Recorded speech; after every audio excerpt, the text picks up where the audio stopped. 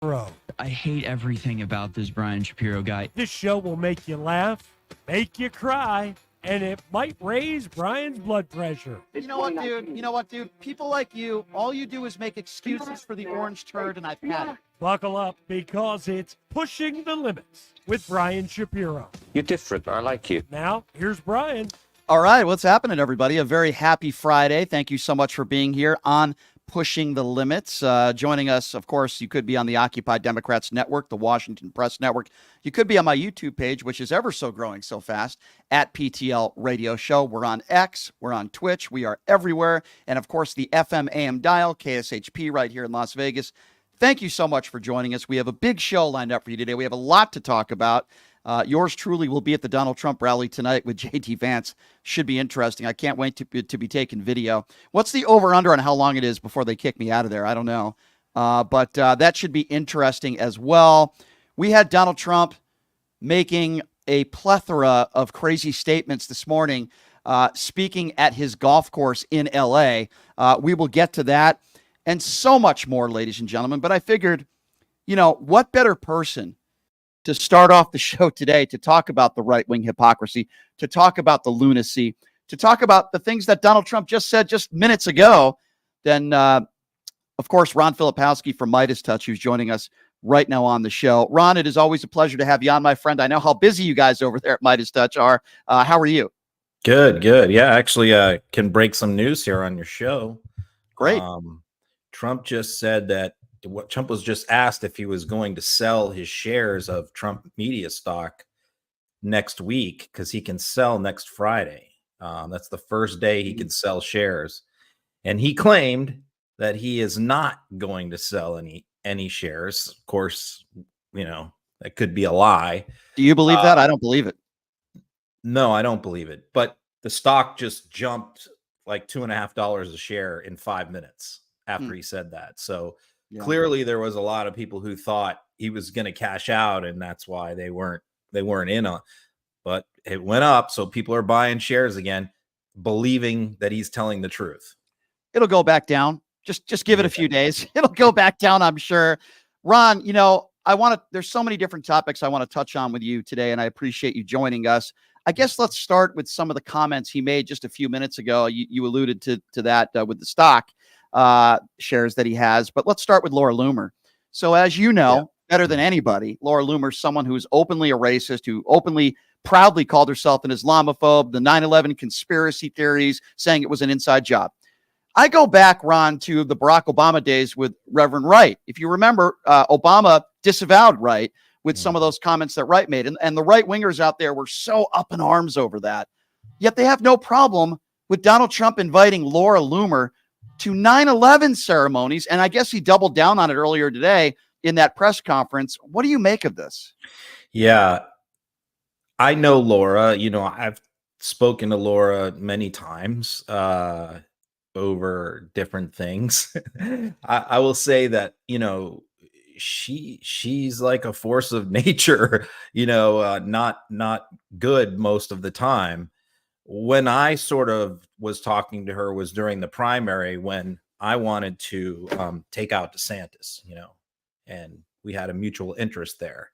And knowing how vicious she can be, I was able to sort of feed her things about DeSantis, and she fed me things, so we did sort of have a back channel for a few months there where we spoke fairly regularly, but only on about one topic.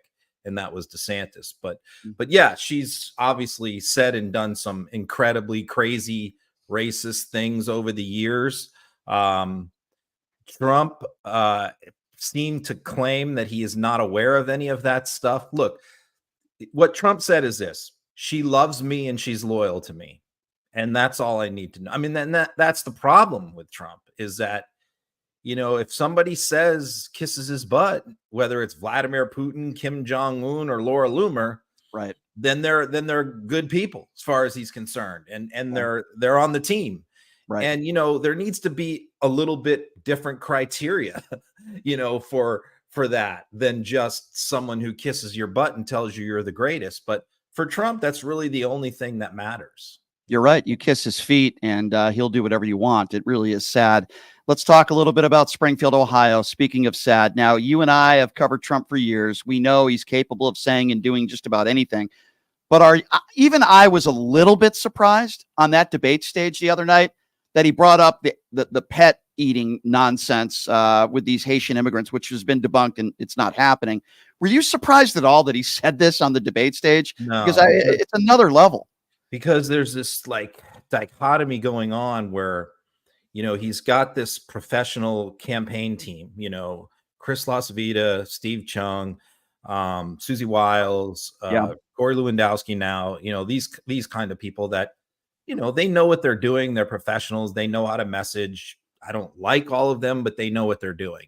Right. But then there's this whole other cadre led by Donald Trump Jr., Charlie Kirk, Jack Posobiec, Laura Loomer, Marjorie Taylor Greene, that, the conspiracy theorists, the internet conspiracy theorists that dredge up all this nonsense on the internet, and they feed that to him. So he's got two groups of people in his ear, the one group that's telling him like, don't listen to these people. This stuff's crazy. We can't say Kamala's not black. We can't go down all these crazy rabbit holes because the swing voters are not going to like this stuff.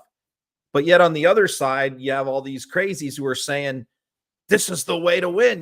We got to, and Trump is predisposed temperamentally to go with the crazy. And he's basically now ignoring the professionals and going with the nut jobs. No doubt about that. And imagine what his administration would look like if he wins in November. You've talked about that a lot.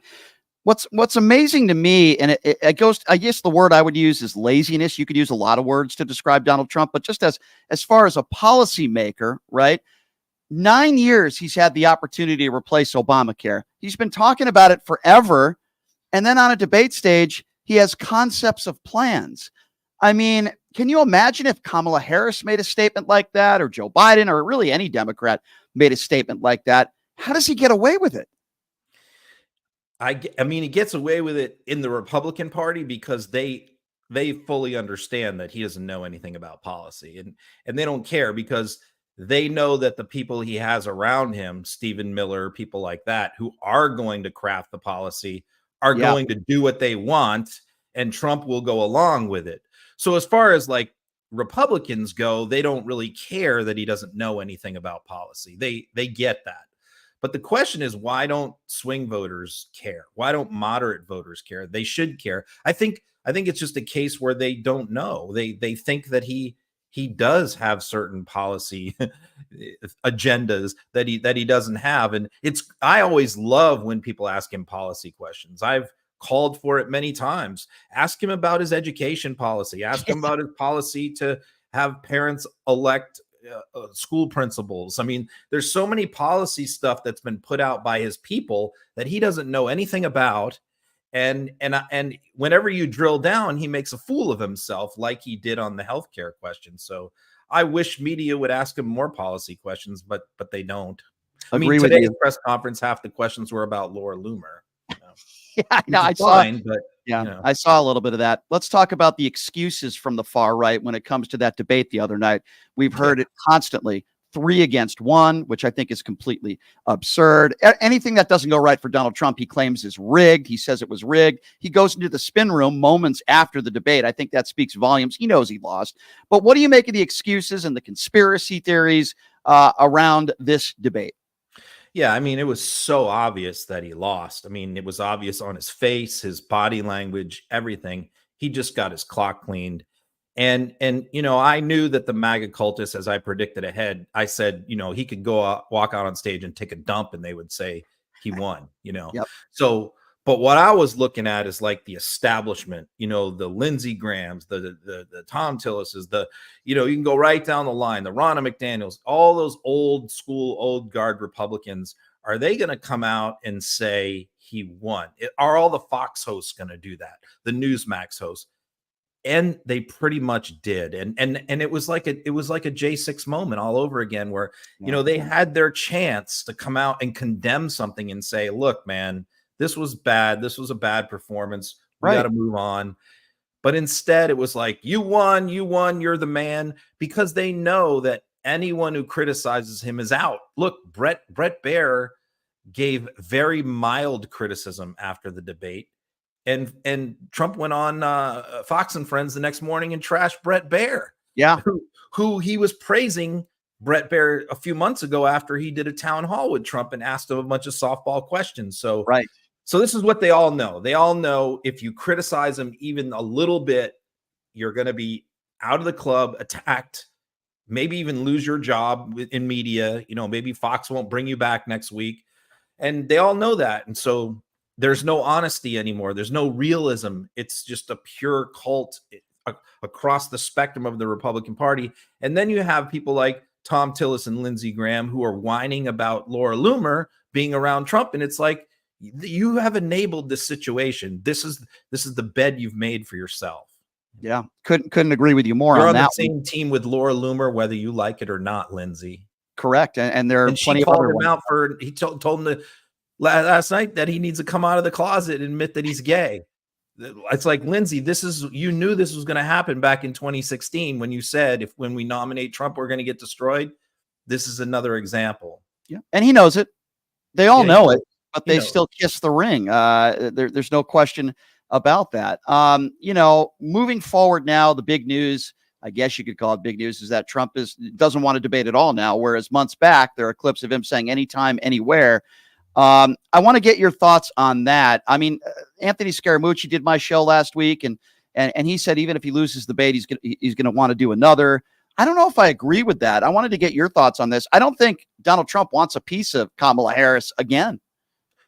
He's largely mailing this campaign in. Either, there's different theories. The co-host of my podcast, Anthony Davis, his theory is that Trump has got this, is going to rig the election somehow, that he's got people in local elections offices. I'm not going down that road. It's kind of a blue and on kind of thing for me.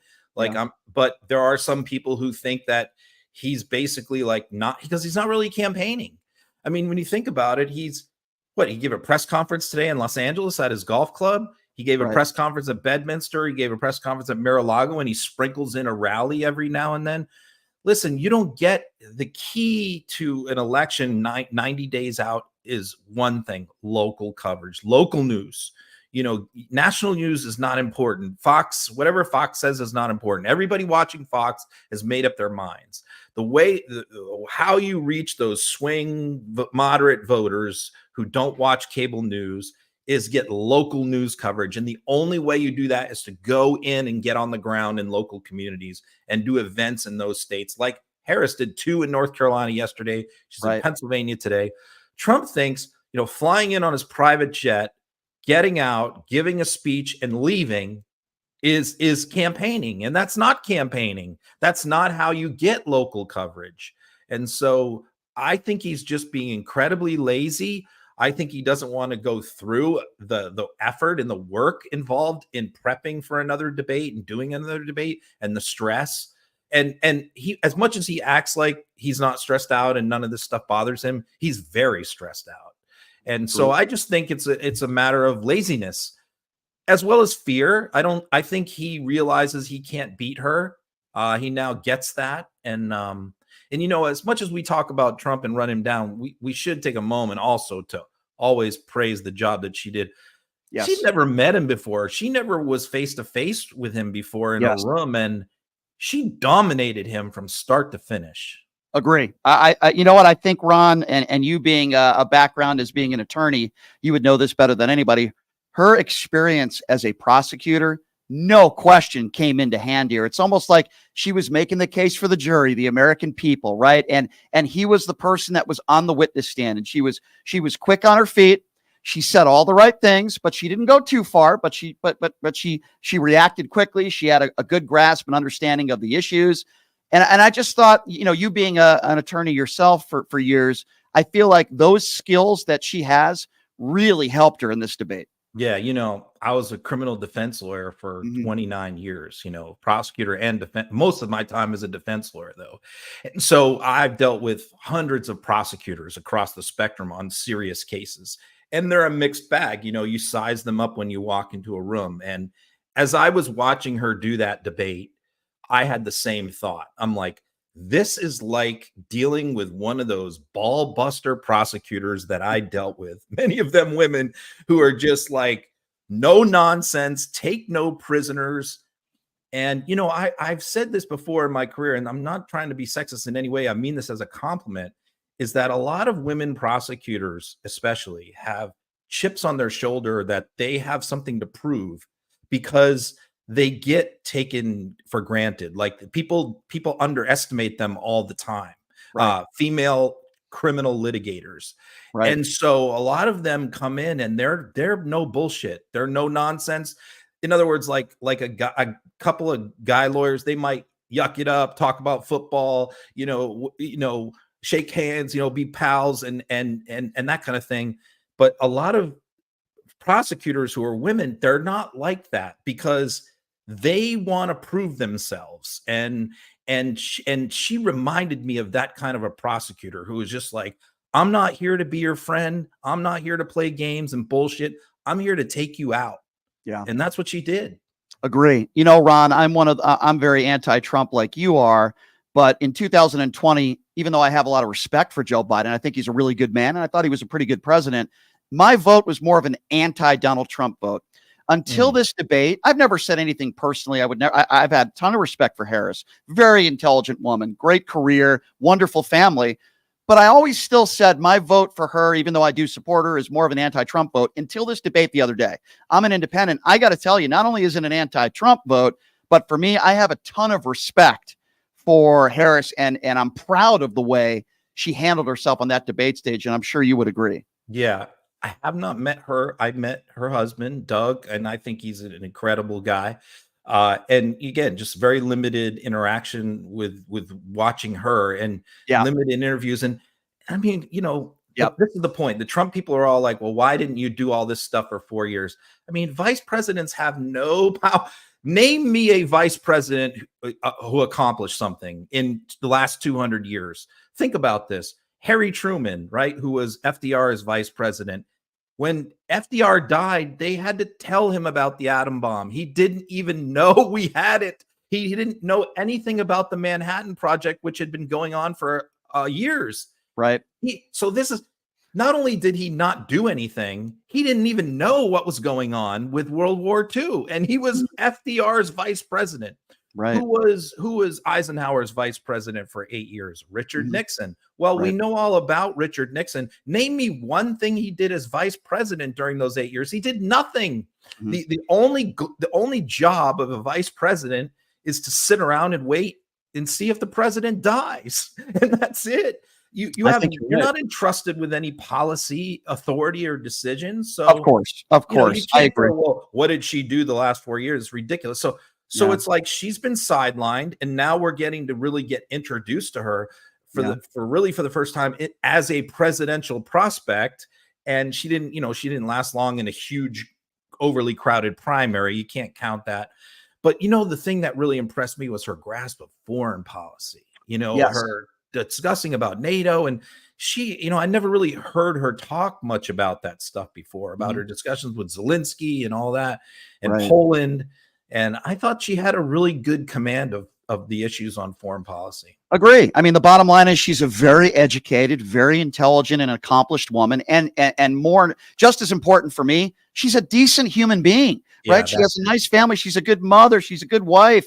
She's a decent person who seems to care about people. And then you have Donald Trump saying she hates Israel. She hates Arabs. She hates this. She hates that. She's the worst vice president we've ever had. I mean, I just feel like I would ask him to name 5 vice presidents in U.S. history, because he couldn't do it. You're probably right. You're probably right. Hey, Ron, what's worse? How was he worse than throw some Harry Hamlin? Tell me how she was worse than him. How was she worse than Andrew Johnson, Mr. Trump? Yeah. Compare the records. Yeah, I think that's a good point. I don't think you could name 5 vice presidents. I felt like the turning point in this debate, and he never recovered from it, was when she baited him when it came to crowd sizes, right? Yeah. And Ron, because you've retweeted some of my videos, which I appreciate, when people left his rallies, and the one in Las Vegas. I'm going to another rally tonight. If they leave, I'll send you that too. But But she made a very good point. Yeah, a lot of people leave in the middle of his rallies. Let me She just used tell the you term something. board. Because people are crediting me with, because I came up with the cat lady video, and that's Yeah. have a huge impact on the race, which is true. But you had an impact on that debate. You personally did, because because we talked about that. Look, a lot of the people on the Harris campaign follow me, a lot of them, including his rapid reaction team, all of that. And they use a lot of my stuff, including Childless Cat Lady. So when he had that rally in Vegas and I coaxed you into going out there, I think you were like busy or something. And I'm like, come on, man, go out there and film it. And you caught the people leaving. And then I posted your clip, right? And the Harris people saw that, and obviously that went viral, and she used that in the debate to trigger him, which was fantastic. So you actually really played a role there. Yeah, I appreciate that, and I can promise you this, Ron, if they do the same thing tonight, I will send you those videos as well. I promise you. Right, He does He's back in Vegas tonight. That's yes, right. he is. And what do you think about this, Ron? So they declined me for a credential. I posted it and I put it up. Listen, there's a lot of local MAGA Republicans in this state that hate me for obvious reasons. I'm not going to use the term hate, but I dislike them as well. I've never been, I mean, I get credentials to everything. And by the way, they gave me a credential to that rally in Vegas last time. What do you make of that? They're declining me a credential, but I do have a ticket. So I'm just going to go there and just record all the cultists. What do you think the Vegas odds are that somebody recognizes me and they kick me out? Yeah, I don't know. That's a good question. I'm going to say this because I used to go to a lot of Trump rallies too, like undercover, and I thought I had a huge advantage. I can't do it anymore; they'll kill me.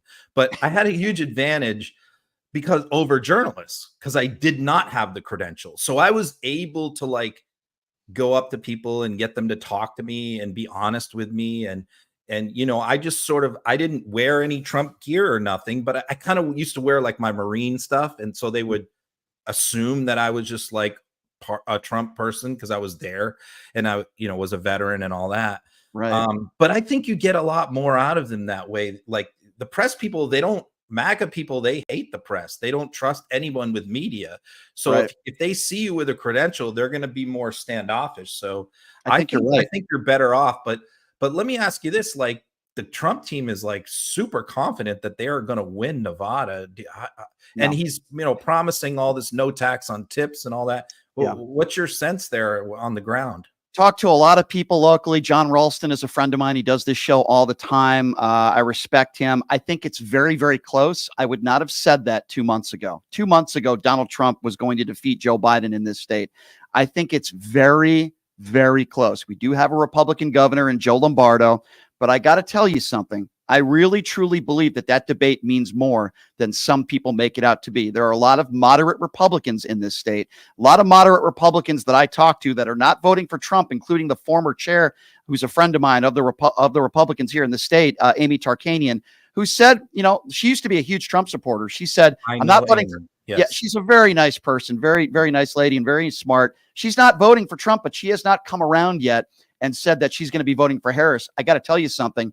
A lot of people are thinking twice now after that debate performance by Harris. Right now, if you ask me, go ahead. People there believe the no tax on tips is actually like he's really going to do that? No. I think if you ask, well, who are we asking here? Are we asking people who work in the service industry?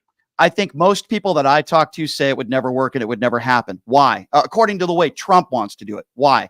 Well, I've talked about this extensively. Let's just say you're an adult entertainer in this town, right? We have plenty of those in Las Vegas. You're making $300,000-$400,000 a year in tips. So according to Donald Trump, you're not going to tip people that are making almost $500,000 a year in tips, but you're going to still tax the same guy working at Walmart making $10 an hour. Or the cook. It would never work. Now, and I can't stand it, Ron, when they say Harris stole his idea. No, she didn't. Her plan when it comes to taxing tips is based on your income, right? If you got a waiter or a waitress making $5 an hour and surviving on tips, okay, let's not tax them. But you're not gonna do the same thing for someone who's making hundreds of thousands of dollars in tips a year. Yeah. So when the Republicans say she's stealing her idea, It's actually the opposite. She's making her own plan, which is much better than Trump's plan. And to go back to your original question, that resonates with people here in Nevada. And right now, I would give her a 1 or 2% edge right now. I wouldn't have said that 2 months ago when Biden was still in office, or in the race, I should say, if that makes sense. I don't know if you agree. Because I think a lot of people have written off Nevada for the Democrats. So it's good that that's back in play, because he really has to win. He's banking on winning Nevada. Yeah. The problem is we have those fake electorate morons, as I like to call them, Mike McDonald and others. There's a lot of bad Republicans in this state, and there are good Republicans as well, but there's a lot of bad ones, and we'll just have to see how this whole thing plays out, Ron. But, you want to talk about, doing what's good for this country. I love what you guys do at Midas Touch. You guys are great journalists, and you report facts. And I got to tell you, there's not many people out there that are doing that, Ron. You're my favorite follow on social media, man. And if I have anything good tonight, I will send it your way ASAP. I promise you, man. All right, man. We'll get it out. That's the good thing, is that if I do have something good, it will get out to the whole country, because of the people who follow me are all journalists. Right. And so many journalists follow me. So if I do have something good, it gets out into the culture. Well, if they're selling their Bibles and they're selling their gold sneakers, I will record all of it and say, I love that stuff. Definitely not a cult, but I'll definitely record that. And if they kick me out, I will record that as well. So I'll say, like, one tip, like, I think you got in an argument last time with the Bible lady. Don't get in confrontations, man. Just act like you're all MAGA. Do you guys have a Midas Touch bulletproof vest that I could borrow for the evening? No, I don't know. That's good advice, though. I'm not going to really get into it. I'm kind of just going to try to. Yeah, I shouldn't do that. You're right. I got to be careful. But Ron, I appreciate you. I appreciate what you guys do at Midas Touch. We'll talk to you soon, my friend. And I always appreciate your time. Thank you, sir. All right, buddy. We'll see you. Appreciate it. That's Ron Filipowski, everybody. Well, that's kind of cool. It's funny when Harris on that debate stage the other night talked about people leaving Donald Trump's rallies early. The first thing that I thought about was the video that I recorded at the Trump rally a few months ago. And Ron is right. He retweeted that. It got like 7 million views. And Ron makes a good point. I mean, I believe she probably doesn't bring that up if not for my video, which makes me feel good about that. And that is why I'm going to the rally tonight. People are like, Brian, how could you go to that rally? How could you be with all those people? How could you do it? Well, I'm doing it for that very reason, to record and to document. And I think Filipowski made a very good point. I'm going to do my best to not get into confrontations or argue with people. It might be hard because it's in my nature to do so, but I'm just going to try to record stuff and maybe be a little sarcastic, and we'll see how it goes tonight. All right. So here's what we're going to do. We're going to open up the phone lines when we come back. 702-221-7283. Again, that number to call, 702-221-7283. I know the lines are usually always busy. Keep trying. We'll get to as many calls as possible. Before we take a break, I also want to mention this is an independently owned radio show. What does that mean? Well, it costs money to put a show together every day, right? So we rely on good people like yourselves. Here's what you can do to help us out. Check out the website, which is pushingthelimits.live. Again, that website is pushingthelimits.live. You go on there, you look around, sign up for the free newsletter. We do sell merchandise on there, shirts, hats, beanies, you name it, PTL gear. If you don't want to buy any PTL gear, totally cool. Right on the front page, there's a donate button. Takes like 2 minutes. Could be $5, $10, $20. Whatever you can afford helps us a great deal. And then you'll hear from me personally as a thank you for supporting what we do. Again, that website, pushingthelimits.live. In the most interactive show across the country, we take calls all over the country and the world every single day. That will not change today. Your calls are coming up next. We'll take a quick break. We'll be back right after this. It's Pushing the Limits right here on KSHP. Hey, everybody. Are you struggling to find a pizza place that reminds you of Brooklyn? That true blue New York style pie? Well, worry no more. Stallone's Italian Eatery Pizza is a knockout. We're located at 467 East Silverado Ranch Boulevard, just off of Premium Road, half a mile east of South Point Casino, just minutes from the Las Vegas Strip. Come by and grab a slice of pie. Plus, check out our Brooklyn-inspired Italian cuisine. Our sandwiches are super. Hero, that is. Because why be a sub when you can be a hero? Stallone's Italian Eatery is here to serve you phenomenal food, Vegas. Forget about it. Have you ever dreamed of having your own radio show or a podcast, but just didn't think it was possible? Well, dreams can come true. Radio U. Radio U is a 5-day course that'll teach you how to acquire your dream show. We'll teach you how to host, how to write commercial, how to interview, how to market, how to write a contract, and most importantly, how to monetize your dream radio show. You'll learn from some of the best in the business with over 75 years in broadcast experience. You'll learn from people like me. And the best part, every single student will be live on the radio as part of the class. Plus, one student from each class will get their very own radio show. You'll be live on the air right here in Las Vegas. Radio U. The 5-day course is being offered at $699. For more information, give Radio U a call. 702-763-5024. That's 702-763-5024. Or check them out at radioyou101.com.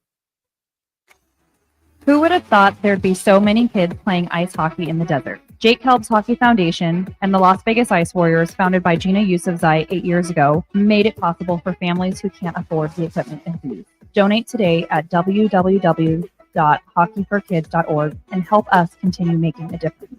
Join us in supporting Jake Helps Hockey Foundation and the Las Vegas Ice Warriors, where every kid gets a shot at the starting line. Just a reminder, our website is www.hockeyforkids.org. Tired of the same old date night? Craving a deeper connection with your partner? O-Box is your escape into a world of romance and passion. Each month, discover a box filled with personalized surprises, exciting activities, and a love story written just for the two of you. Ignite desire, share laughter, and make memories that last a lifetime.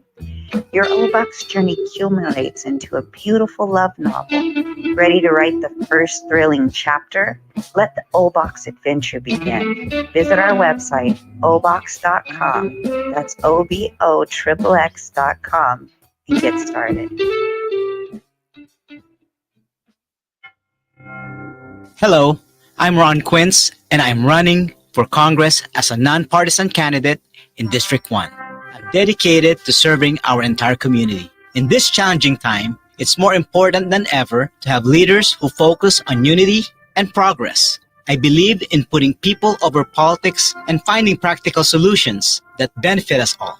Never stop believing in America, no matter our troubles and turmoil.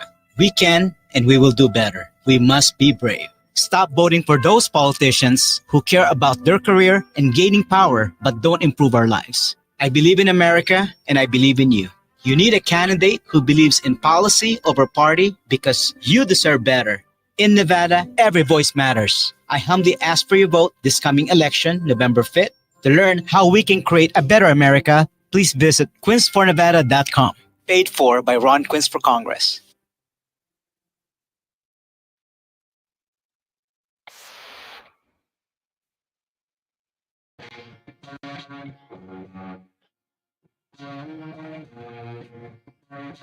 All right, welcome back. It is Pushing the Limits on a Friday. Thank you so much for joining us. I got to say, that is pretty humbling when you have somebody like Ron Filipowski from Midas Touch say that some of my videos may have influenced some of the responses that Harris had at the debate. That's actually pretty cool. Really cool, actually. My thanks to Ron for coming on. I love that guy. He's such a great follow on social media. I will be attending the Trump rally tonight, and any video or audio that I do get, if I'm not kicked out, will be posted immediately to my social media accounts. At PTL Radio Show on YouTube is probably where I'm most active. Of course, my X account, my TikTok account. X is at PTL Radio Show as well. And my website, pushingthelimits.live. So I did promise all of you that I would get to some phone calls. First, I want to say this portion of the show is brought to you by the official gaming bar of the PTL Radio Show, which is Jackson's Bar and Grill, located at Flamingo and Jones. Jackson's Bar and Grill, great food, great atmosphere, great people. I was over there the other day. It's just a great place just to chill and relax and enjoy a game. They're big Vegas Golden Knights fans over there at Jackson's, too, and they have great promotions. Please check them out.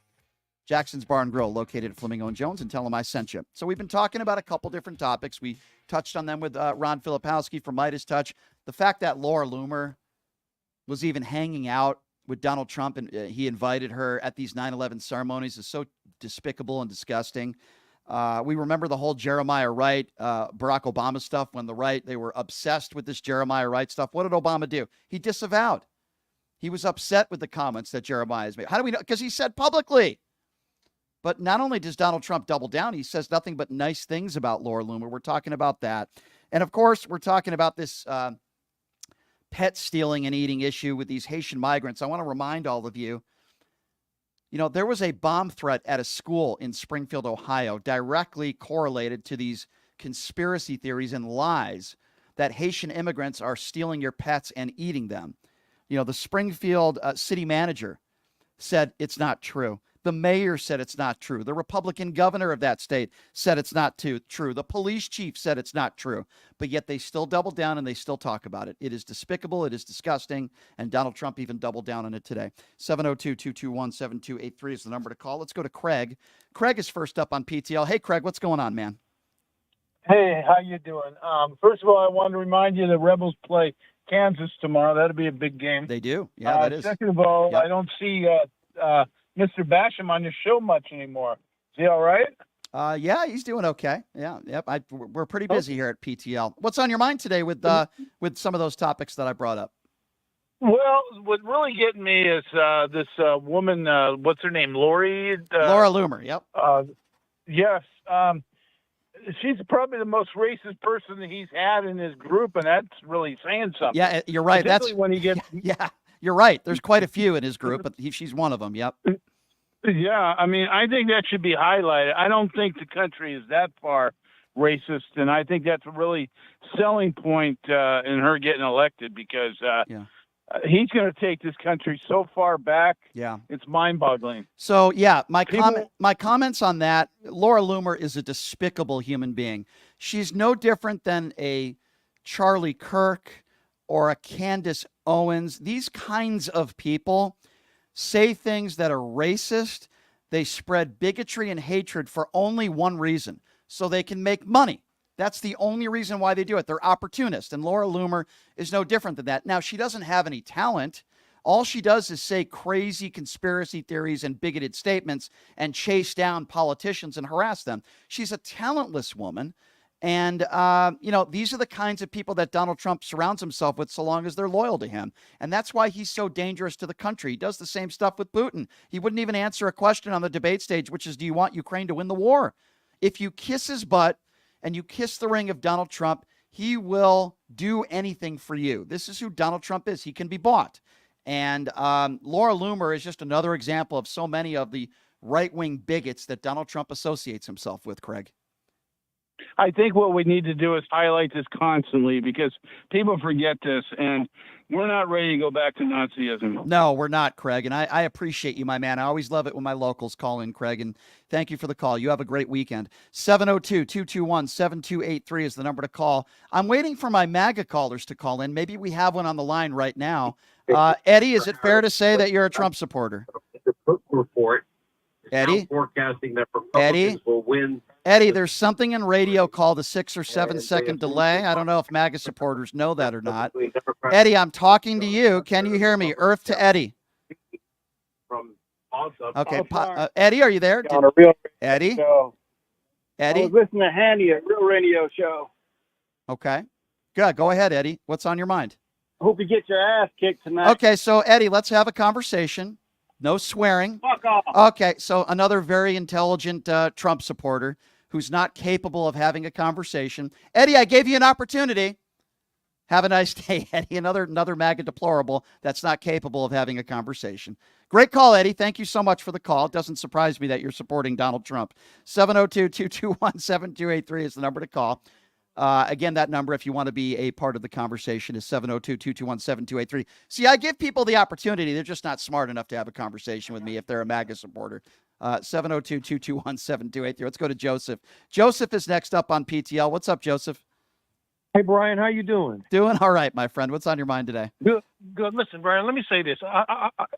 You're going to be the first radio show host that's going to repeat something that most of the people out there in this country refuse to accept. First of all, let me just say I'm a former Marine. Number one. Thank you for your My service. father was former Navy in World War II. My brother was in the Korean War. Okay, I'm also mixed. Okay, I was adopted as a kid. Okay, my mother is black. My father was white. I never met him because I was adopted as a kid. Mm-hmm.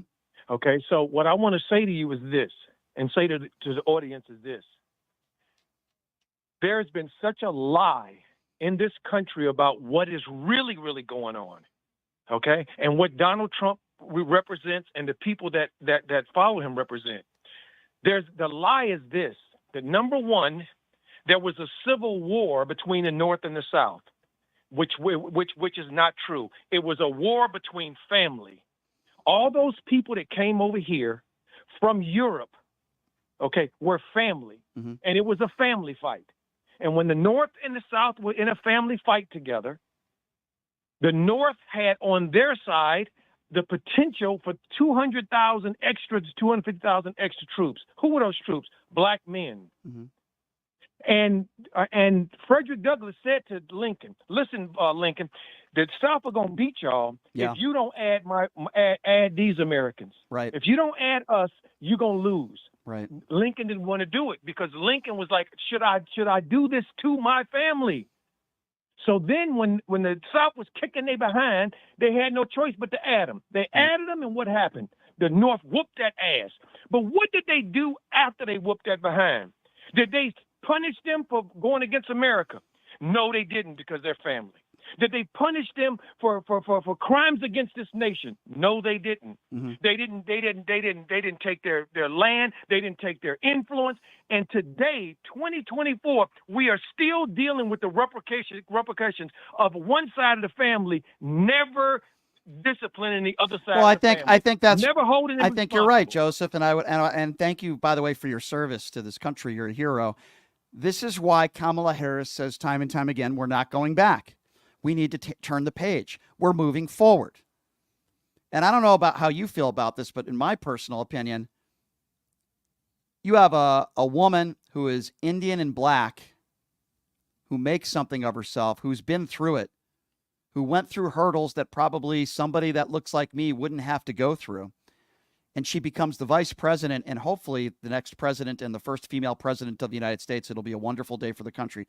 We're not going back. We're going forward. And I'm with you, my friend. And I appreciate your call and your service. 702-221-7283 is the number to call. That was a wonderful phone call. All right, let's go to Mark. Mark is next. What's up, Mark? Brian, I am attending my first ever political rally tonight up in Scranton. In fact, I'm on my way up there now for Harris. Oh, well, that's nice to hear. While you're over there having a good time and enjoying yourself, I'm going to have to be hanging out with the inbreds at the Trump rally tonight, unfortunately. Okay. Now, to bring a little light to the subject, to make a few people seem kind of like, yes, this is actually happening. All right? Yeah. Marjorie Taylor Greene, right, Yeah. all along, she was the lead wheel right behind Trump, right? Yeah. She felt she was it.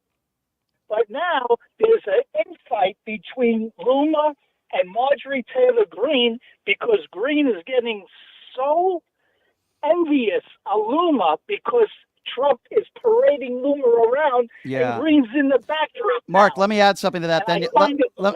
let me add something to that real quick, and then I want you to finish. For those of you that don't know what Mark is talking about, Marjorie Taylor Greene took to Twitter and even called out Laura Loomer for being a racist. And my question to all of you is, how bad of a human being do you have to be for Marjorie Taylor Greene to call you out for being a racist?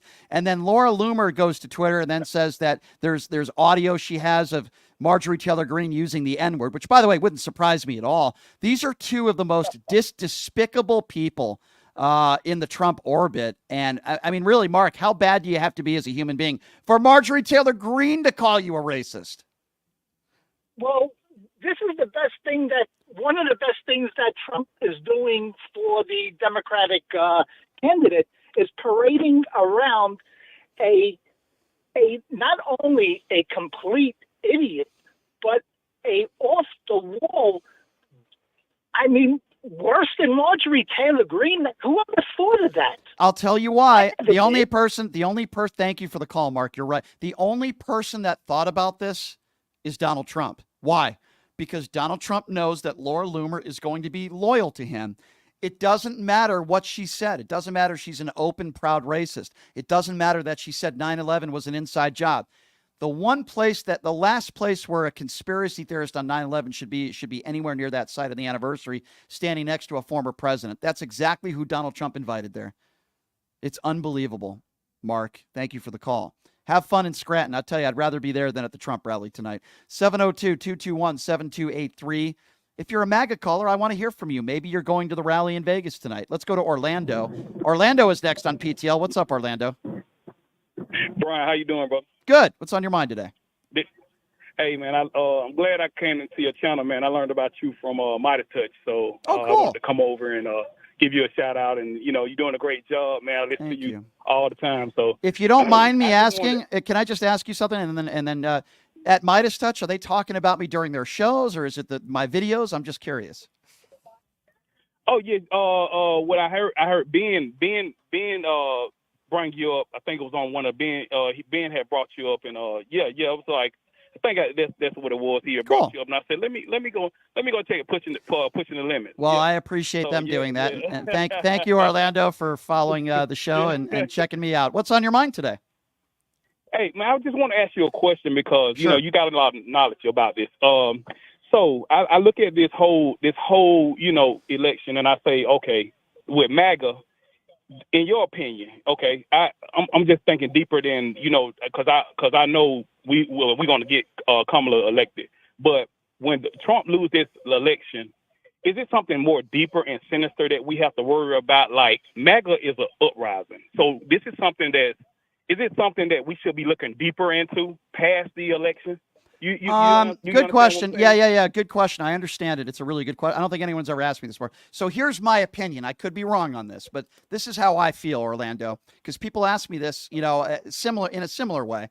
I personally believe if Donald Trump loses in November, MAGA will slowly be done. Now, it won't happen overnight. You'll still have the Marjorie Taylor Greenes and the Lauren Boeberts that are around. You're still going to have Carrie Lake doing interviews. Trump's still going to do the interviews and say that he won in a landslide, but it'll slowly fizzle out because too many Republicans, I believe, will finally say, okay, it's time to move on. It won't happen overnight, but in my personal opinion, if Trump loses in November, which I hope he does, I think it will be the start to the end of MAGA, if that makes sense.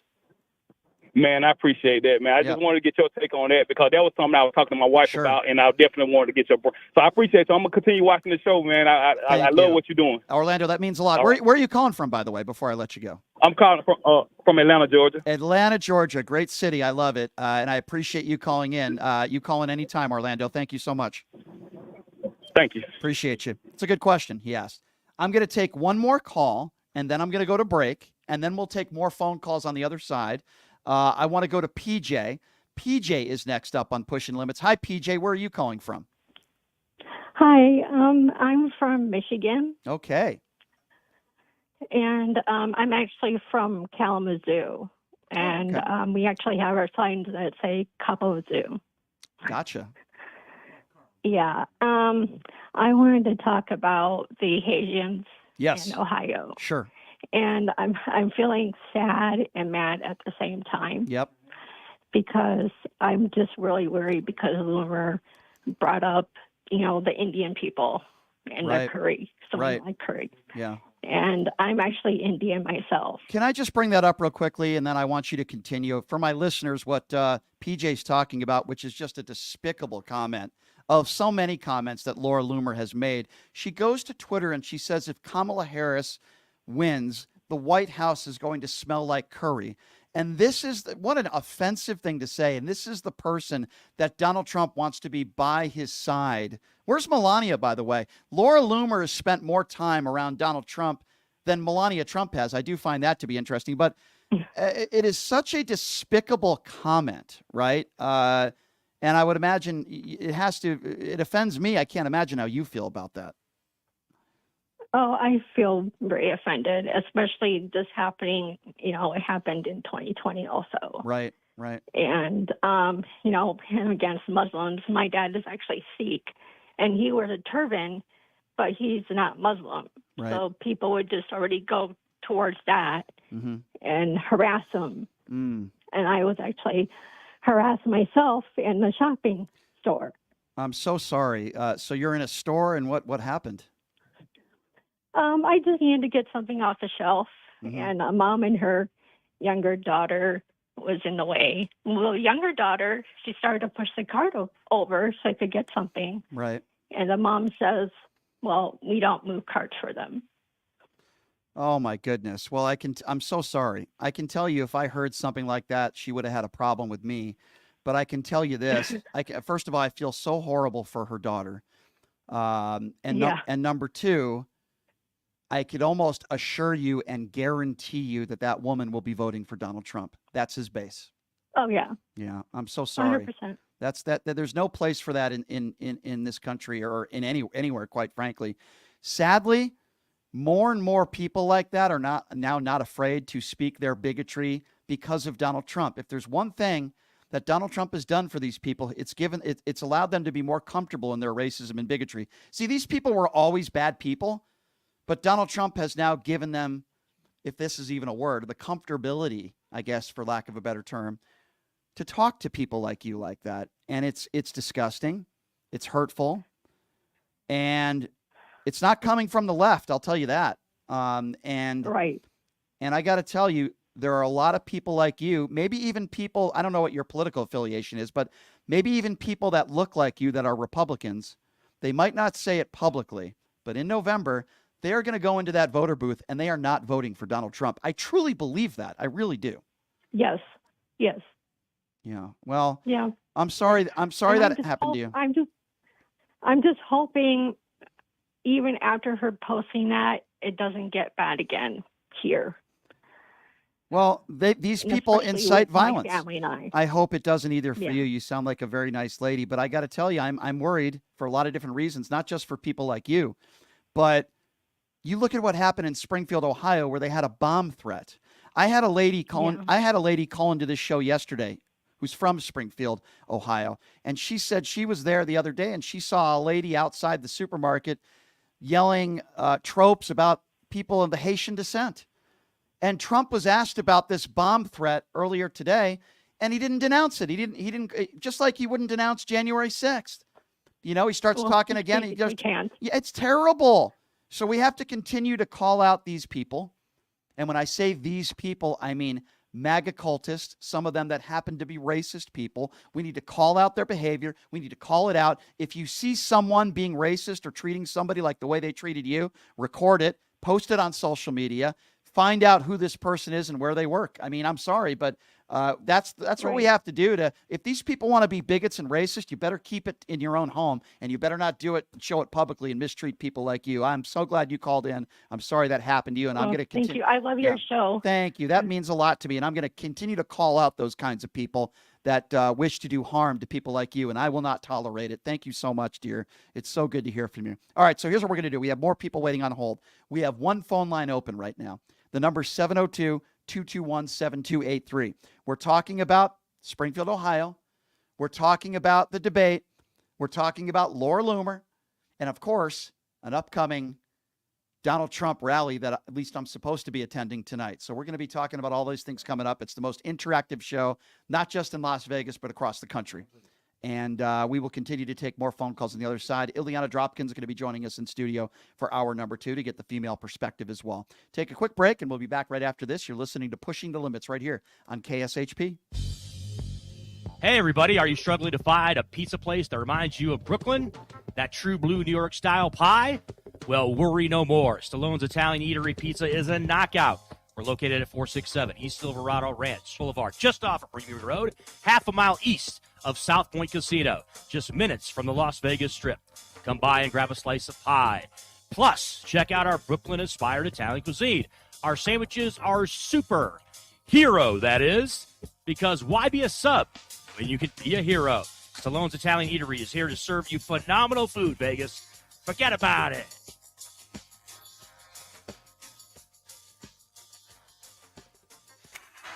Who would have thought thought there'd be so many kids playing ice hockey in the desert. Jake Helps Hockey Foundation and the Las Vegas Ice Warriors, founded by Gina Yusufzai 8 years ago, made it possible for families who can't afford the equipment and fees. Donate today at www.hockeyforkids.org and help us continue making a difference. Join us in supporting Jake Helps Hockey Foundation and the Las Vegas Ice Warriors, where every kid gets a shot at the starting line. Just a reminder, our website is www.hockeyforkids.org. Have you ever dreamed of having your own radio show or a podcast, but just didn't think it was possible? Well, dreams can come true. Radio U. Radio U is a 5-day course that'll teach you how to acquire your dream show. We'll teach you how to host, how to write commercial, how to interview, how to market, how to write a contract, and most importantly, how to monetize your dream radio show. You'll learn from some of the best in the business with over 75 years in broadcast experience. You'll learn from people like me. And the best part? Every single student will be live on the radio as part of the class. Plus, one student from each class will get their very own radio show. You'll be live on the air right here in Las Vegas. Radio U. The 5-day course is being offered at $699. For more information, give Radio U a call. 702-763-5024. That's 702-763-5024. Or check them out at radioyou101.com. Tired of the same old date night? Craving a deeper connection with your partner? O-Box is your escape into a world of romance and passion. Each month, discover a box filled with personalized surprises, exciting activities, and a love story written just for the two of you. Ignite desire, share laughter, and make memories that last a lifetime. Your O-Box journey accumulates into a beautiful love novel. Ready to write the first thrilling chapter? Let the O-Box adventure begin. Visit our website, obox.com. That's OBOXXX.com. And get started. Hello, I'm Ron Quince, and I'm running for Congress as a nonpartisan candidate in District 1. I'm dedicated to serving our entire community. In this challenging time, it's more important than ever to have leaders who focus on unity and progress. I believe in putting people over politics and finding practical solutions that benefit us all. Never stop believing in America, no matter our troubles and turmoil. We can and we will do better. We must be brave. Stop voting for those politicians who care about their career and gaining power but don't improve our lives. I believe in America and I believe in you. You need a candidate who believes in policy over party because you deserve better. In Nevada, every voice matters. I humbly ask for your vote this coming election, November 5th. To learn how we can create a better America, please visit quincefornevada.com. Paid for by Ron Quince for Congress.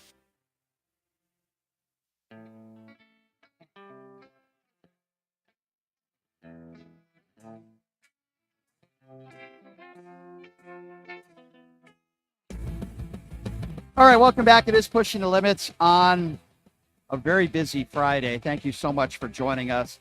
The official gaming bar of PTL is Jackson's Bar and Grill, located at Flamingo and Jones. Make sure to check them out. Great promotions, great gaming promotions, great food, great atmosphere. I go there at least several times a week, and I've been doing that, by the way, for 2 decades. Jackson's Bar and Grill, located at Flamingo and Jones. Please check them out. We've been talking about a lot of different things here in the first hour of the program. Obviously, Springfield, Ohio, and these racist tropes about how these Haitian immigrants are stealing our pets and eating them. It's not true. Laura Loomer hanging out with Donald Trump. He invited her during the 9/11 ceremonies. This is a woman who said 9/11 was an inside job. And then, of course, I'm going to the Donald Trump rally tonight. We'll see how that goes. I'm probably the last person that they want to be there. But anyway, joining us now in studio, always good getting the female perspective, the Democrat operative herself, Ileana Dropkin. No, I wouldn't say that. You're not the Roger Stone of the Democrats. So No, not even close. I wouldn't say that. Anyway, it's good to see you. Thank you so much for being here. Thank you for having me. Sure, of course. I guess before I want to play you some audio to start, if that's okay, because I want to start with a bomb threat at a school in Springfield, Ohio. Yeah. And the reason why that bomb threat happened, I think we could all agree, is because of the racist tropes and the conspiracies when it comes to the Haitian immigrants. They're claiming that they're stealing our pets and they're eating them. So Donald Trump, Ileana, was asked about this from a reporter today in California. And I want you to listen to his response because he doesn't even denounce. This is cut 3. And he doesn't even denounce a bomb threat at a school. Have a listen to this exchange. The mayor of Springfield, Ohio, the police chief, the Republican governor of Ohio have all debunked this story about people eating pets. And now there are bomb threats at schools and kids being evacuated. Why do you still spread this false story? The real threat is what's happening at our border, because you have thousands of people being killed by illegal migrants coming in and also dying. You have women dying as they come up. They're coming up in large groups. We call it a caravan. I think I came up with that name, but it's really what it is. 10,000, 15,000, 20,000 people. Okay, so first of all, that's a lie. That's also not true. But everything out of his mouth is lie. Isn't it interesting, Ileana, that we're talking about a bomb threat at a school, and he says, no, no, no. And I actually heard, well, he has zero empathy, we know that, but I actually heard this all, the eating the cats and dogs from the Haitians didn't start with whoever. It actually came from white supremacist groups. Yes. Right. So I don't know if you aired that earlier. I apologize if that's redundant, but so he's just copying those are his people, the white supremacists, I mean, those are his people. So that's where it comes from. And it's incredibly dangerous. So, I mean, incredibly dangerous. And I think it's the second day they evacuated the town hall as well. Yeah, as Donald Trump would say, there are good cannibalists on both sides. It's just absolutely despicable. And you know, most of the migrants, at least in Springfield, they're legal, and that's what they're saying. They're legally here. Yeah, they're working the jobs. They did a lot of revitalizing, and Springfield considers them very much a part of the community. So all John this hate Legend and is all from John Legend, I believe, is from Yes. Springfield, Ohio. He put out a great video. Yes, I saw Very that. thoughtful, intelligent individual, and he put out a really good video. You know, here's what's so crazy about this, and then we'll get back to calls, right? So J.D. Vance is the one who kind of started this, right? Yeah, resurrected it, for national consumption, yes. And he's asked live on CNN, you know, all these people, the city manager, the mayor, the governor, the police chief, they're all saying it's not true. Yeah. And instead of saying, well, geez, this was wrong, I shouldn't have done it, he doubles down and then he says, well, I got calls from my office. That's like me saying, if I got 100 people today that called in and said J.D. Vance is sexually assaulting couches, I might make a joke about it, but I wouldn't entertain it as a serious story, even though there's probably a better chance that J.D. Vance is sexually assaulting couches than a bunch of Haitian immigrants are stealing your dogs and cats and eating them in the park. Oh, for sure. But and that's geese. Yeah. That was a new one this But that's morning. his I heard logic. geese. That's J.D. Vance's logic, because some people, and we don't even know if this is true or not, by the way, I don't believe J.D. Vance, No. because a few people at a town hall might say something, or because a few people might have called into J.D. Vance's office. So what I have done, and what Jimmy Kimmel is doing as well, is I'm going to put out J.D. Vance's number on my social medias and say that you saw Bigfoot. So I think we all should call. Or aliens or whatever. Yeah, please call him. Yeah, let's all call in and say we saw Bigfoot, because that must be true as well. What is line? You like, dope. A little bit of absolutely. No, it's all racist and it's dangerous. It's just dangerous. It's very dangerous. It's very dangerous. And it's dangerous because it can harm people, particularly immigrants, Haitian immigrants living in that community. All immigrants. It's terrible. All immigrants. Because the fact is that some of these people who are believing this can't tell one immigrant population from another one, Right. or the fact that they're Americans. It's horrible. Like, I mean, just I don't. It's awful. It's wrong. And they're doubling down on it. Number to call, by the way, if you want to be a part of the program, 702-221-7283. Ileana Dropkin joining me in studio. Why don't we get back to the calls here? Who do we go to next? Steve? Let's go to Steve next. Steve, what's going on, man? Hey, I thank you for taking my call, first of all. I have to tell you, you want to be an intelligent man, but the lady that was walking through the supermarket and the other person that made a racist comment to her, why did you immediately go to it being a Trump supporter when you have no idea who that was? Sure, I'll answer your question. Okay. So, I don't know who this woman is. I don't know where she's from. Here's what I do know. She made a racist statement. Here's why I say what I say. Democrats, I'm still answering. Democrats, I'm still answering your question, and then I will happily give you a chance to respond. Is that fair? Thank you. That's fair. Thank you. So much of, I would say, the overwhelming majority, I didn't say all, but the overwhelming majority of people that are attacking immigrants, brown people, gay people are not Democrats in 2024. Example, many Republicans are anti-gay marriage. Many Republicans denounce minorities. It's why there are so few minorities within the Republican Party. Last I checked, white supremacists today, I'm not talking about 80 years ago, Proud Boy members, Klan members are all supporters of Donald Trump. Now, if you can find me a bunch of Klan people or Proud Boy members that are huge Kamala Harris supporters, then I'm all ears. Please let me know. We're talking about right now. Now, in no way, shape, or form am I saying that there aren't Democrats out there that aren't racist, because there very well probably are some. But is it possible that this woman who did this is not a Trump supporter? Sure, that's possible, but I'm going to go with an educated guess based on the demographic that it's probably somebody who agrees with Donald Trump.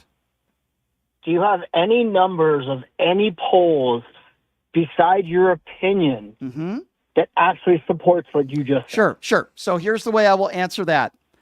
There are no polls out there that ask you if you're a racist or not. And by the way, nobody would admit that they are racist, but I will turn it back on you. Of all the Klan members, by the way, the leader of the Klan is David Duke. He's a huge Donald Trump supporter. And the Proud Boy members and the Oath Keepers, which are 3 hate groups, by the way. Of those 3 hate groups, you tell me, give me an educated guess of what you think. The Proud Boys, the Klan members, and the Oath Keepers, are those Democrats or Republicans? No. Please answer the question, sir, because I answered yours. Please answer. My honest answer is, yep. I have no idea. Okay, well, you're right. Idea. Okay. So I'm going to ask you again, and I'm going to give you a little bit of context. And then I'd like to weigh in as a Democrat. I'm going to give you a little bit of context because I'm going to repeat myself. David Duke is a Donald Trump supporter. He is the leader of the Klan. When Donald Trump was on a debate stage several years ago and was asked about the Proud Boys, who, by the way, are all in support of Donald Trump didn't denounce them. He told them to stand back and stand by. Of the hate groups that were a part of January 6th, and there were all sorts of different white supremacist, right-wing fringe hate groups that had an opportunity to defend themselves in a courtroom, not one of them said they were voting for Kamala Harris. They were Trump supporters. So now, based on that information, sir, which is not opinion, those are facts, and if you don't believe me, you can look it up yourself. So I will now ask you again, based on that information, I'm asking you again, it's not on 2 people, it's on hundreds of people on January 6th, it's on the leader of the Klan, and it's on basically every single person that is a member of the Proud Boys who is not supporting Kamala Harris. So based on that information, sir, can you give me a little intellectual honesty and answer the question one more time? The answer is there is no data to support your opinion. No data. Hey, I didn't give you data. I gave you facts. I gave you facts. No. Let's go to BLM. Sure. How many of BLM are voting for Trump? Sure. So when you say BLM, hold on. I'm asking you because it's a stupid question, but I need you to clarify. That's not a race. Hold on. So when you say BLM, are you saying the 7 or 8 people within the organization? Or are you talking about the tens of millions of people that protested, those that did not commit crimes? When you say BLM, be specific. BLM has more violent protests. Will you be quiet? Will you listen to me? When you say BLM, listen, stop talking. When you say BLM, I'll ask it again. Are you going to listen? Pot him down. This MAGA dope doesn't know how to listen and pay attention. So I'll ask it anyway, and we'll see if this moron can answer it, this bird for brain. Sir, when you say BLM, I'll ask it again because MAGA people like you really struggle to listen. Are you talking about the 7 or 8 people that formed the organization, or Are you talking about the tens of millions of people that protested? Can you please answer that very simple question, or are you going to say I have nerve again? Answer the question. Let's go tens of millions that violently protested. Okay, so pot him down again. This inbred moron. First of all, tens of millions of people were not violently protesting, you MAGA buffoon. Okay, so there was a small percentage of people. There was a very small percentage of people that did some very, very bad things. In fact, since you're so ignorant, you don't know, some of them were Proud Boy members and agitators that are from white supremacist groups. How do we know that? Because they were convicted in a court of law. Of the tens of millions of people I want to ask him a question now, because this is so mesmerizing how ignorant some of these MAGA people are. You mean to tell me that you think tens of millions of people throughout the country that were at Black Lives Matter protest, according to you, tens of millions of people were violent protesters? Is that what you just said, sir? Or would you like to clarify your ignorant statement? I will say as many people at BML rallies got violent as much as the KKK and any other group you mentioned. Okay, so pot him down again.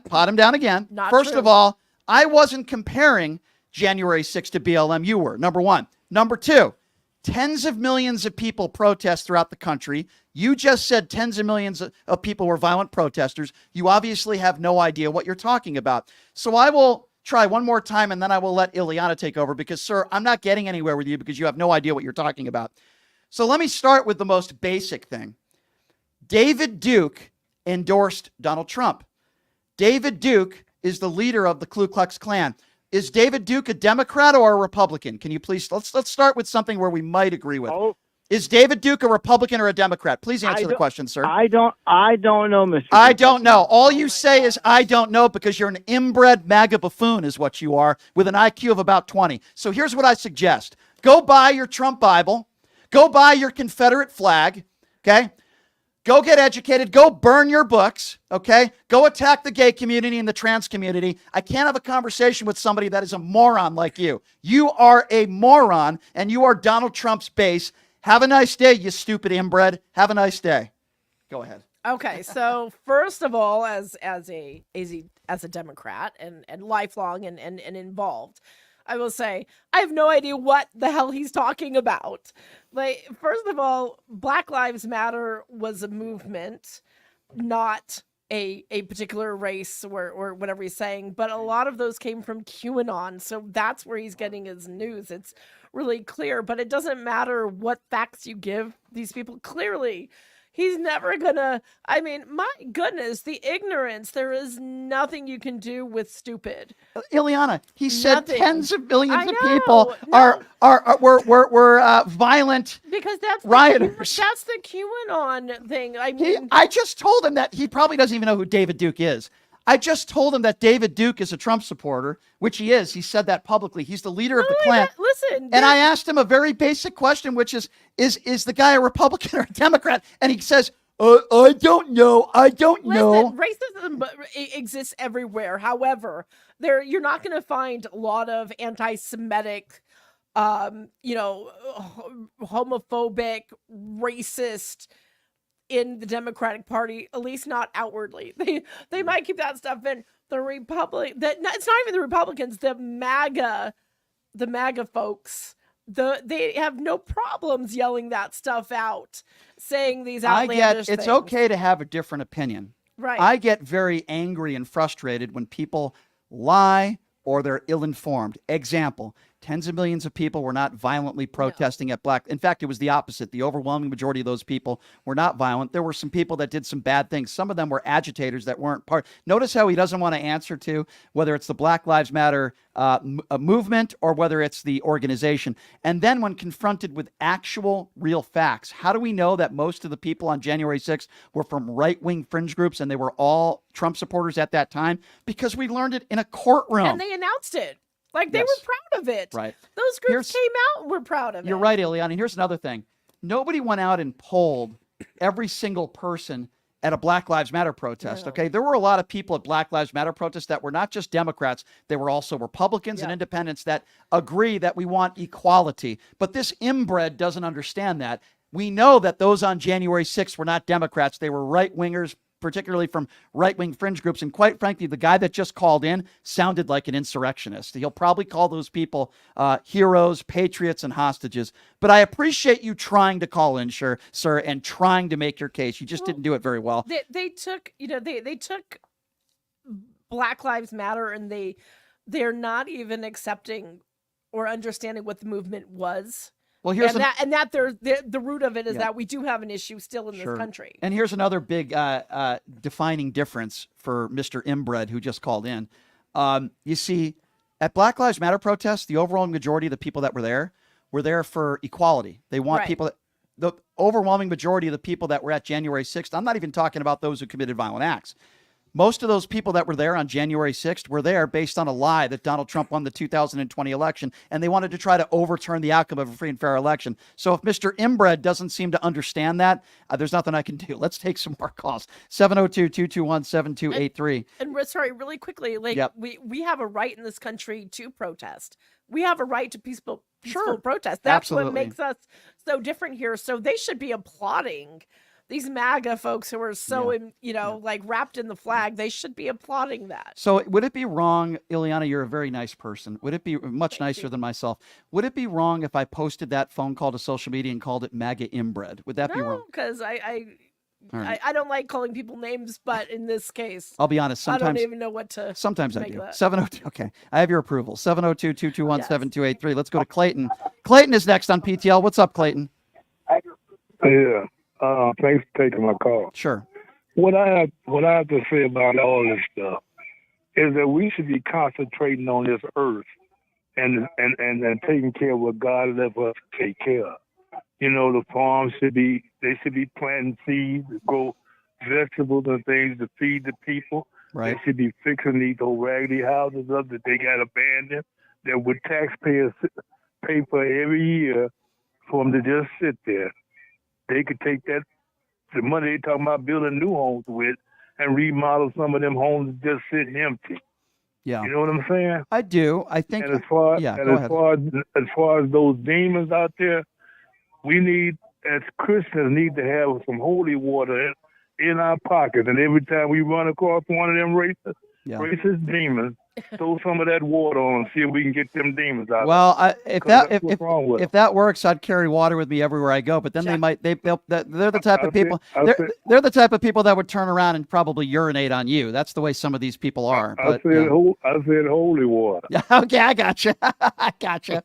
So those people have guns. Either they gonna burn up or they gonna be saved. Where are you calling from, my friend?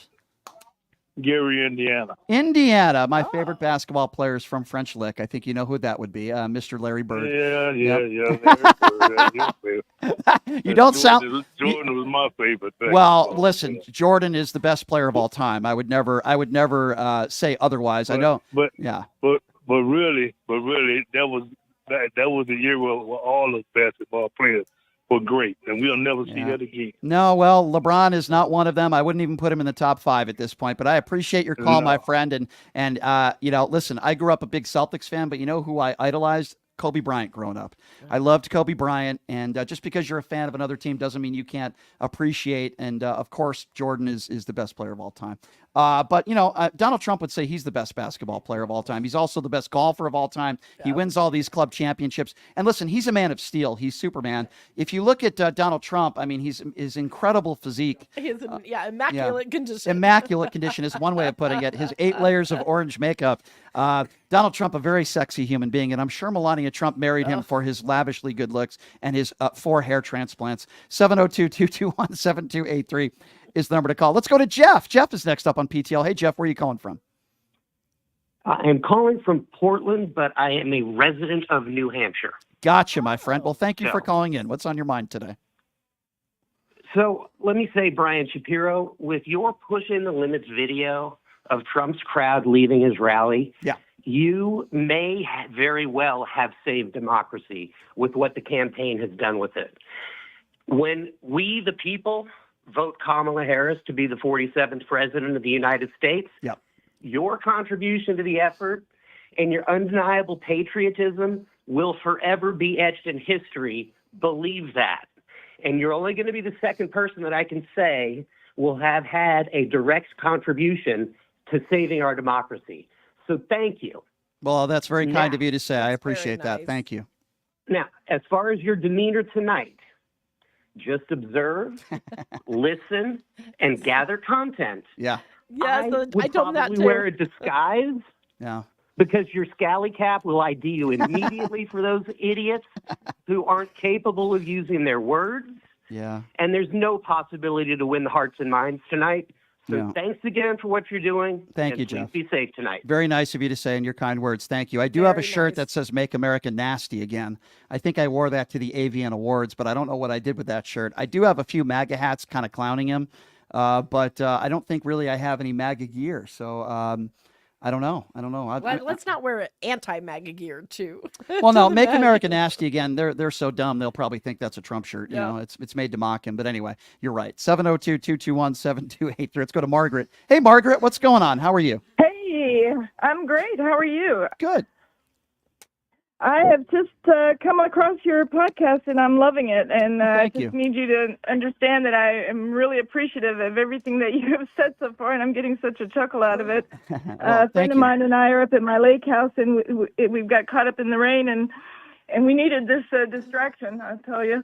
Well, I appreciate you saying that. Thank you. I wish I was out there, by the way. I got to be stuck with these morons at this Trump rally tonight, but you know, what are you going to do? I totally understand, and I am befuddled how after the debate that so many people still say that he did such a great job, because I mean, oh my gosh, it was ridiculous. Yeah. And the way that they criticize Kamala for every little thing she says, and they don't say anything to Donald Trump about anything he says, when he says everything as a basically, if you take I'm an educated woman. I know you sound.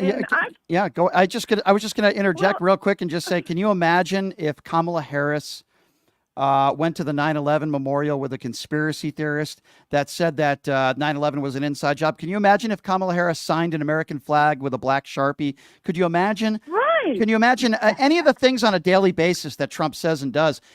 Can you imagine if Harris?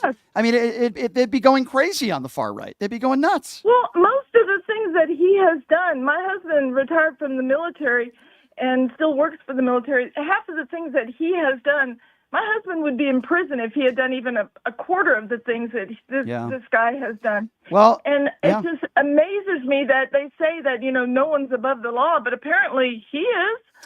Because they're bending over backwards to make him. You are correct. He's a 34-count convicted felon. He shouldn't be allowed to run for president of the United States. He wouldn't even get a job at a fast food chain. That would be number one.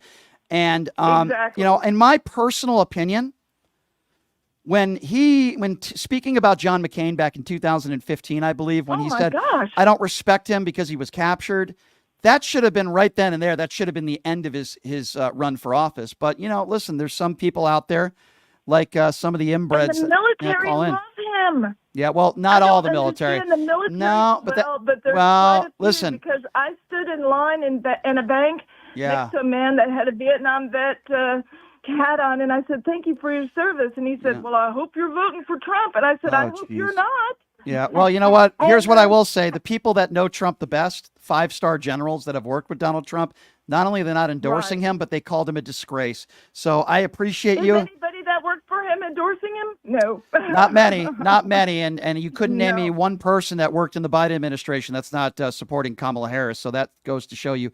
Thank you for the call, dear. I appreciate you. 702-221-7283. Let's go to Carl. Hey, Carl, what's going on? Hey there, buddy. How you doing? Good. Eliana. Listen, I got a quick, before I tell you real quick, when you go to the rally tonight, is it tonight? Yeah. Yep. Make sure you wear a gas mask, because I think the odor is going to be just horrible. So around there. Trump does smell. He does smell. We know that. Yeah. But what I wanted to really say is, yesterday I couldn't get through. You had, I think his name is Gary, called. You hung up on him. I did, yeah. Because he said the Haitians not only are eating pets, eating homeless but they're people. eating homeless people in the park. Well, let me tell you something. He's actually right. I'll tell you why. Because Haitians are coming by the busloads here to Las Vegas because they're going to be looking at the showgirls. Their bodies are so much nicer to be eaten on, I think, than the homeless. I don't know whether to laugh or not at that, but Carl, I got to say this. My friend. Simply put, and I know you agree with me, Carl, and I know Ileana would agree with me. There's no. I had a guy calling yesterday that said the Haitian immigrants are eating human beings, and I obviously cut him off pretty fast. But it's one thing to make a joke to somebody; it's another thing to say things that can actually harm people. Exactly. And this kind of rhetoric is very harmful. And people believe the most craziest things that you would just. I mean, you make a joke like that, and all of a sudden, people think it's real. The QAnon conspiracy theorists, and I mean, that's just crazy. Yeah, it is crazy and it's hurtful. Number to call 702-221-7283. Why don't we go to Dave? I believe Dave is next on PTL. Hey, Dave, what's going on? Not much here. I just had a story about a T-shirt. You were talking about shirts with slogans on them. Yes, sir. And this is a case of misguided information on my part, because I wore a shirt on a cruise one time that said "Make America Read Again." And it was a red shirt. It was a red shirt. Yeah. And all these people came up and said, "Man, great shirt. I love that shirt," And then this lady comes up in the dining hall, and she goes, "Man, I love that shirt." And I go, "Well," so I stopped and thought for a second, why am I getting all these compliments? And I said, "Well, who do you think this shirt is what this shirt is saying?" Right, she right. said, "Duh, it's a Trump shirt." Because it was red. They're so stupid. They're so stupid, these people. Yeah, I mean, I didn't even know what to say to her. Oh, they're so dumb. They're so stupid. They don't even know you're mocking him. They're so dumb. No, they don't. They don't. I wore a Anyhow, shirt. That's my story for the night. I like it. That's a really funny one, and I appreciate that. Real quickly, Ileana, I'll give you this story. So I got a shirt that says, and I don't know what I did with it, but I should wear it today. It says, "Make America Nasty Again." You should not. It says, "Make America Nasty Again." So I brought it to the AVN Awards. I don't know if you know what the AVN, okay. A lot of porn actresses, actors. So I bring it there, and the first second or two, these people look at the shirt, because most of these people are not Trump supporters, right? Because, they give me a mean look, and then all of a sudden they look at it, and then they start laughing. You get this emotion of, oh no, he's a Trump supporter. Oh wait, it's funny, he's making fun of Trump. The red and then they make give it- me a make hug. America, Yeah. yeah. So that's my shirt story, and I'll stick to it. 702-221-7283 is the number to call. So, hey, if anyone has out there some shirt ideas that kind of plays off of the "Make America," send it into Brian. That's would right. be really interesting to see what you guys come up with. Absolutely. I agree with that. Let's go to Joy. Joy is next on PTL. What's up, Hi, Joy? Hi, it's Joy Diamond. That's one word.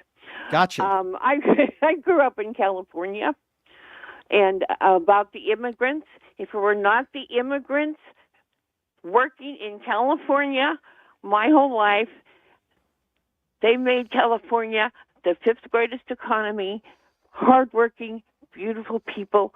I love my immigrants, and I hate it when people don't respect them. Sure.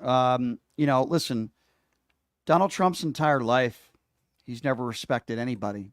His own family members, right? The women in his life who he married, his kids. I would date her if she wasn't my daughter. She's very voluptuous. He hasn't respected anybody else. And the only person he's ever cared about is himself. And then I look at Kamala Harris, and we're talking about human beings, which are non-comparable here. But Harris, the stepmother to a couple beautiful kids, the actual mother has praised Harris.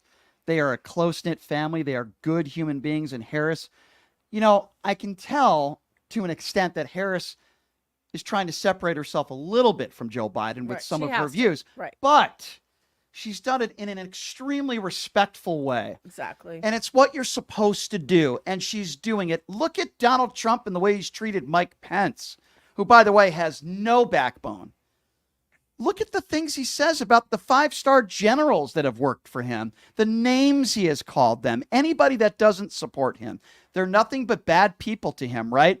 Even though he has said time and time again, I only hire the best people. These are some of the people that have been felons, or some of the people that won't be supporting him, that claim that, he is what he is, which is he's a danger to our democracy. So yeah, I mean, it's never ending, right? It's never ending. For sure. I'm the one. Kamala spoke at my son's funeral. Yes. She is a beautiful, caring person. Amen. And I respect her so very, very much. And we respect your son and what he did for this country as being an officer of the law. He risked his life for this country and he paid the ultimate price. But make no mistake about it, your son will always be thought of by most semi-decent people in this country as a hero, and you don't forget that. And it's so good to hear you call back, and thank you so much. That's a lady who had called in a few days ago, and she said Kamala showed up. Kamala had showed up at her son's funeral. No cameras, no We're video. very sorry, by the way. But anyway, she's a very heart-touching story of Kamala Harris. All right, let's get back to the phone lines. Number to call again, 702-221-7283 is the number to call if you would like to be a part of the conversation. Do we have David on the line? I think we have David who's next. Hi, David. Thanks for calling in. Hi, Brian. Thank you. Yep. You know, I noticed it seems like a lot of Democrats aren't really talking about this, but after that debate where it was the general consensus was that Trump lost, I mean, I think everybody agrees with that. Mm-hmm. Even after he lost the debate, there was a CNN poll that said people still felt that Trump was going to be better for the economy. And the economy is the number one issue that for pretty much all voters, according to all polling, it's the economy. And people feel like the economy is on fire, which it is. And I tie that to what you said earlier, was you said Kamala, her whole thing is about moving forward and everything. Well, it's not like she's a new person. She's part of this establishment that has overseen this abysmal economy. Okay, well, let's talk about that for a moment. But it's not abysmal. Yeah, at all. let's. That's not right. true. It is abysmal. Okay, so David, let's talk about that. How was the economy when Donald Trump left office? Can you characterize the economy when he left? Was it good? Was it bad? Was it average? I mean, what would you say the economy was when Trump left office?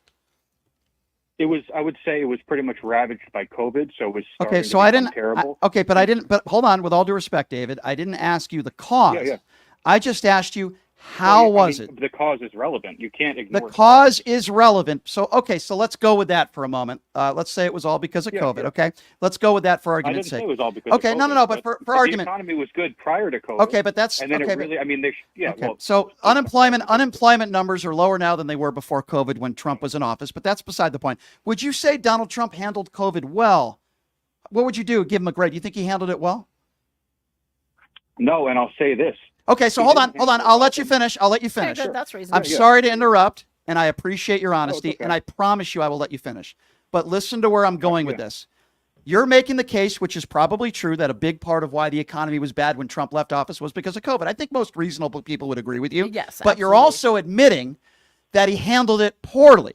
So why wouldn't you put responsibility on Donald Trump for a poor economy when he left office? When I agree with you, you're admitting that he didn't handle it right. Wouldn't you give him some responsibility there? And then going back to Joe Biden and Kamala Harris, we have the highest manufacturing jobs we've had in decades, the lowest unemployment rate we've had in over 50 years. When we compare our country to the G7 summit countries that we compare ourselves to, our inflation rate is lower than just about every other country in the world. But somehow you want to criticize Harris and Biden and yet don't want to say Trump was a big reason why the economy fell flat. Help me understand that, my man. Well, I didn't say Trump wasn't a big reason. He was with COVID. And as to COVID, a lot of Democrats wanted Trump to be even harsher with the lockdowns, which would have caused even more, economic collapse. That's absolutely true. Sorry, no, it's not. Like, listen, I'm a long life Democrat, involved, long life in, for my entire life in politics and also some national politics. So I will tell you that is not true. So, David, I'll add something to what Absolutely Ileana not. just said. Trump didn't lock down anything. It was up to the states, and many Republican states also locked themselves down. So when you make the claim that, well, they wanted him to be harsher. I didn't say that they didn't. I'm saying that they didn't go as far as California and New York City, which basically locked down in a dictatorship. We lost. When you look at states like Florida. We lost millions of people. Okay, I'm sure you would agree. It's horrible. We lost millions of people with those lockdowns. I'm not a doctor. I'm going to assume you're not an infectious disease doctor. But I do find it interesting, with all due respect, that many Trump supporters that I speak with, and I don't know if you're one of them, but many Trump supporters that I speak with, they're all of a sudden overnight, they become infectious disease experts. They become transgender experts. But that's completely, you're getting off the topic. No, I'm right on the topic. No, but transgender stuff. The point, the reason why I bring that up is because so many people that are not infectious disease doctors that have zero medical experience. That's not relevant. Well, yes, it is. Yes, it is. You're talking about lockdowns and stuff. Well, Brian, here's why. And I don't mean to interrupt you. I appreciate you giving me the time, but here's the thing. There are good aspects of this economy. I agree. Unemployment's low. Democrats talk about the stock market. Okay. Mortgage rates, rent prices, groceries are through the roof. That's inflation. And coming down. And yes, it is. This is. Wait a second. Inflation came down, but the prices are still up. Okay. So again, that's what people don't want to talk. I'm glad to talk about that, David. And you seem like a nice guy. I'm happy. I'm just saying. No, I understand. Listen, you're respectful to me. I'm respectful to you. I appreciate the conversation. Yeah, I appreciate. So, David, here's what I would say to that, right? And you could tell me whether you disagree or not. Again, I'm going to go back to what I said earlier. We compare our country to some of the other wealthy countries in the world, the G7 summit countries. Again, I'm going to repeat what I just said. Our inflation rate is much lower, and our economy is doing, and you can look this up if you don't believe me, much better than those other. I know it's true. Right. So wouldn't you give Biden a little bit of credit for that?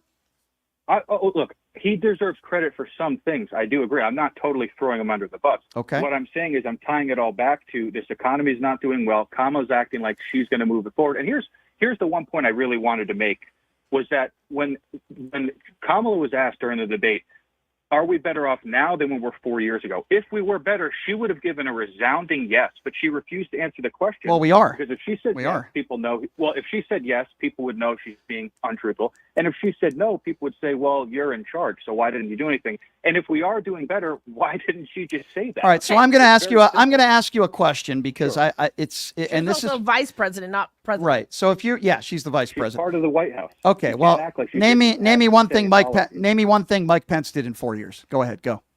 But look, I'm not acting like Trump and Pence. All right. No, I can't because I'm not saying he was a good vice president. I'm not saying Trump was. It's not about whether you're a good vice president or not. Most vice presidents, most people could. You're not alone. Most people could name one thing they did. But let me ask you a question now. Let's dive into this a little bit deeper. I'm going under an assumption that you're voting for Donald Trump. Is that a fair assumption? You don't have to answer if you don't want to, but is that a fair assumption? It would have been a fair assumption post 2020 with the way he handled COVID, but I'm not going to vote for him now, and I'm certainly not voting for Kamala. Okay, so who do you think is more? They're both terrible. Okay, so it's going to be either Donald Trump or Kamala Harris, right? Agreed. So I think we both could agree on that. Who do you think is more competent and more fit to be president of even though you might disagree with some of the policies of Harris, and that's fine. Who do you think is more fit to run the country? In terms of what? You have to, can you be in terms of temperament, everything, education, an idea of foreign affairs, decency. Yeah. Well, decency, no, not Trump. But in terms of foreign affairs and everything, absolutely Trump. It's very clear. I mean, there were no wars under his administration. Okay, so you are. Okay, so let's go with that for a moment. So you're making the case that you believe the reason why Hamas killed a bunch of innocent Israelis is because they waited for Donald Trump to leave office. Is that the case that you are making?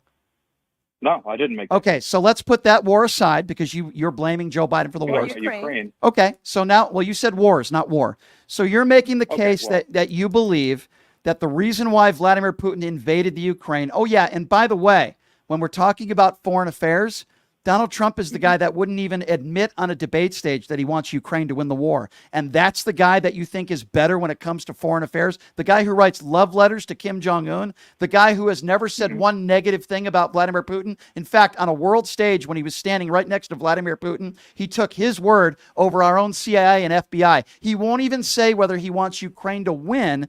Now, I'm not saying you're a one reason voter or whatever. All I'm simply saying is we're talking about foreign affairs, and you think that man is more competent when it comes to foreign affairs, the guy who won't even say he wants Ukraine to win? What about the dictator that he mentioned during the debate? Viktor Orban. Yeah, he says Viktor Orban is one of the most respected people in the world, and that's the guy that you trust more than Kamala Harris when it comes to foreign affairs? Of the people, that's who he picked, and he kept talking about him. Like, I mean, come on. David, you see where I'm going with that? Yes, I do, but I can counter a lot of those points. Okay, well, go for it. Please do so.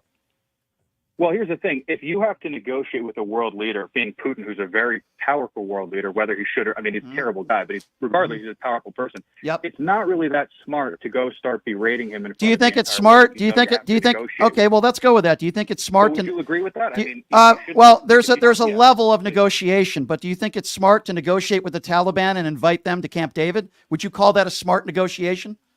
He released 5,000 Taliban terrorists, and he invited them to Camp David. Has Kamala Harris ever invited terrorists to Camp David? Has Kamala Harris ever, praised Viktor Orban? Has Kamala Harris? What Kamala Harris did was completely ignore the fact that our border has been more or less open for years. She did not ignore it. That's not true. That's a right. Yes, she does. No, Yes, she has not ignored it. She ignores it. Here's how she ignores That's it. not Because true. she pretends to care about a bill, and then when all these people are coming into the country, they are completely acting like, well, our hands are tied. We can't do anything. Okay, and then they talk about this bill that they wanted to pass. Yeah, please. Okay, wait. I'm Were going you to saying? say that first of all, Putin is a much larger threat to democracy, the entire world, than immigrants coming across the border from Mexico. Yeah. First of all, right? We tried appeasement. We tried all that. That's how we had Hitler.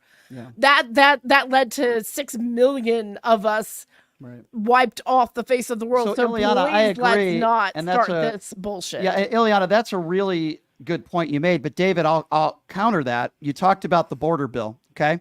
Now you can you can criticize Harris and people call her the border czar and all that other stuff. But here's the bottom line.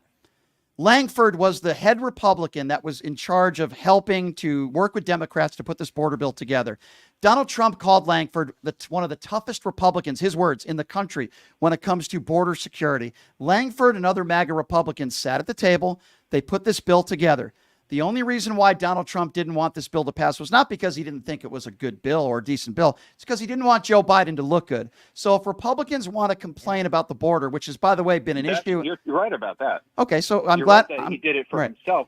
Yeah, I agree with you. But So the bill itself was nothing short of a joke. I don't care if the most hardcore Republican agreed with it. It was a terrible bill. As per the bill's own words, they said 5,000 and more people could come into the country illegally. As per the bill's own words.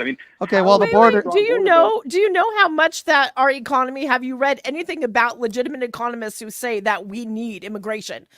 We need immigration for a functioning economy. Do you have any idea how this works? Not illegal immigration. So why did the border? Here's how it works. You don't let people in illegally. You let people in legally. So why did the Border Patrol agree and sponsor? Or I shouldn't say sponsor, but endorse the bill. If you think it was as bad as you claim it is, then why did they endorse the bill? And why did so many at the border that work there say that this wouldn't have solved every issue, but it definitely would have been a step in the right direction? It would have helped. You see, sir, we're not going to agree on everything. Here's why. Because the border is so comically bad that almost any bill would have made a slight improvement. Having said that, this bill, even if it did, quote, improve the border, it came at a ridiculous cost of all this ridiculous spending that had nothing to do with the bill. It's like acting like you want to, I can't really think of it. Which is how all bills work, by the way. Well, that doesn't mean that we should, because all bills are terrible. Here's my problem. So pass nothing. But here's my problem with your argument. First of all, Donald Trump didn't shut down the border, okay, like he claimed that Kamala Harris and Joe Biden should have done. Nor did he build a wall. There were also hundreds of exactly. We're going to build a wall. Mexico's going to build a wall. Okay, well, guess what? Here is why some of these bills are give and take. Example: the far right are claiming that Kamala Harris flip-flopped on the border wall. No, she didn't.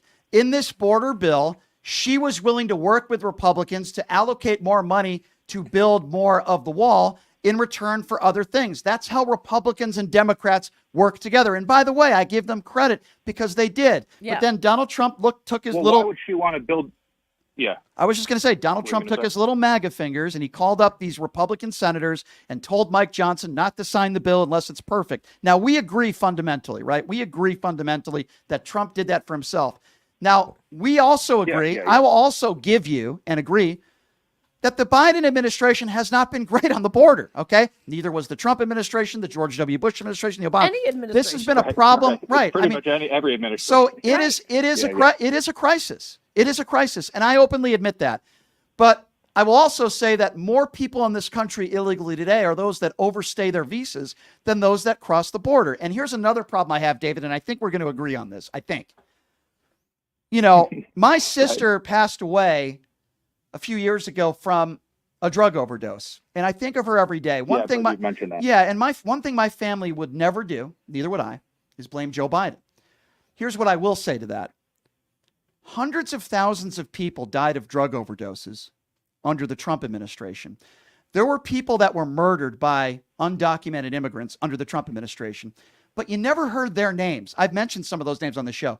You've never heard their names spoken of by Donald Trump or his people. But when somebody is murdered from an undocumented immigrant, which is, by the way, horrible under the Biden administration, the Trump people will be the first people to say her name, because I truly don't believe they care, these people. They use these people to score political points. I don't want to see that in this country. We have an issue at the border. We agree, David. It's a crisis, David. We agree. We agree that no politicians have been great when it comes to the border. No administrations have been great when it comes to the border. So let's sit down and let's work together. And what has Harris said? She wants to get people back at the table, the bargaining table. Let's try to get a bill or a bill close to it back and try to pass it. And I think that is commendable rather than Republicans who not only are not really willing to do that, they haven't talked about it. They're doing nothing about gun control. They're doing nothing about health care. Donald Trump for 9 years. Oh, well, that replacement plan, it's coming in a couple weeks. Okay, I'm glad you mentioned that because I want to mention that. Everyone thought Obamacare, when that came out, the ACA was a horrible bill. Everyone, they're going to have death tribunals, all this nonsense. All that's died down because people like Obamacare. Yeah. People like it. Right. So you're telling me it's a bad bill. Okay, maybe it's not perfect, but it's a start. But David, here's the thing. To not do anything and to blame Harris when she was at the table is not fair. I'm not saying not do anything. Look, well, let me ask you this, Brian. If this bill was passed, how would you feel about, as per the bill's own words, thousands of people could still come into the country illegally? Thousands of people are going to come in. So here's what I would say to that, okay? Lawfully. Sure. We still would be better off today than yesterday. Now, what I am looking for is, what does that mean? What that means is there'd be more security at the border. What that means is there'd be more money allocated, getting more border patrol there at the border. And I personally believe it would be a step in the right direction. I know they can tinker around with things and let's see what works. Let's see what doesn't work. I totally understand that. But here's what I will say to end this phone call. I appreciate the fact that you called into the show and we can have a civil conversation, right? Yes. I do. Too. There are, yes. And listen, I do appreciate these conversations. I do as well. The problem I have, and I try to keep it civil. You know, I don't. And you have, and that's why I've kept you on the phone for like a guest, right? But I get frustrated not from people like you. It's a good conversation. It's people that call into this show, like a few callers ago, that just say things that are just crazy, right? And I get very frustrated. I'm not saying people don't say things crazy on the left either, but, you know, you're not voting for either candidate. I'm in complete agreement. Yeah. Agreeing. You're not voting for either. I was just Yeah. going to say, you're not voting for either candidate. Okay, I didn't vote for Hillary Clinton or Trump. Brian, can you really blame me for that? I'm not saying Trump's going to be good. Even if he won, right, the border won't be fixed. There's not going to be a healthcare plan. I have more Ukraine respect. will probably still go on. I have more respect for somebody like you who doesn't like, even though we might disagree, who doesn't like either candidate than somebody that will vote for Trump. Listen, I didn't vote for Hillary Clinton or Trump in 2016. I openly admit that I made a mistake. I had no idea Donald Trump would be the monster that he became to be. But I would rather have somebody like you not vote than somebody vote for Trump. And I respect it more. I got to end here, David, but I really, really do appreciate it. I appreciate your phone call. It's a good conversation. And please call back anytime, okay? Thank you, Brian. Thank you. It is capable to have a civil conversation with somebody that you disagree with. David seems like a smart guy. I don't agree with him on everything, but he seems like a smart guy, and I appreciate the call. Let's go to Lucas. Lucas is not there. Let's go to Joseph. Joseph is next. Hi, Joseph. Yeah, hey, Brian. Did we lose Joseph? Here's my piece. Yep, go ahead. Yeah, I'm here. Yep, go ahead. Okay, here's my piece. Hearing that from the previous caller who doesn't know if this head of the Ku Klux Klan was a Democrat or a Republican, goes to show that he's another example of one of the students who graduated from the Trump University, which is failing. And also, hearing about Kamala Harris. Instead of her saying, instead of going to those Trump rallies, why not go see that movie that is coming out in October this year called The Apprentice, which is about Donald Trump and everything about him, including what he did to his first wife. Yeah, that's true. That's true. A lot of good points, Joseph, and you're 150% correct. I mean, listen, we can talk about the way Donald Trump has lived his life. The thing that frustrates me a little bit is I'd rather have somebody not vote than vote for Trump. Yeah. But it's like, who's competent and who's not? Who's better for the country and who's not? If you're a Republican and you don't like Harris, you don't like her policies, who would you rather see? Come on, man. Because it's going to be one or the other, so Right. we have to choose. Yeah. Well, you don't have to, but No. but I understand your point. By not voting, Yeah. you're So you're not a part of the process. Yeah. So right. So I am going to Trump rally tonight. I don't know how long I'll be there. It depends how long they allow me to be Everyone there. tune in. This will be interesting. So Monday should be very interesting. I'm going to be heading out there soon after this show. And I'm going there not to listen to Donald Trump speak. I absolutely plan to leave before then, unless it's, amazing audio I get. Unless Laura Loomer wants to talk to me. No, I don't. I'm just kidding. But, I'm going to get some video. I'm going to get some audio. I'm going to try really hard not to get into confrontations with people.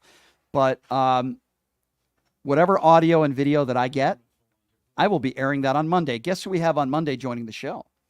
The Mooch. Anthony Scaramucci will be joining us on the show on Monday. So I'm definitely looking forward to that. And I will have all the video and audio from my time tonight at the Trump rally. So you're certainly not going to want to miss that.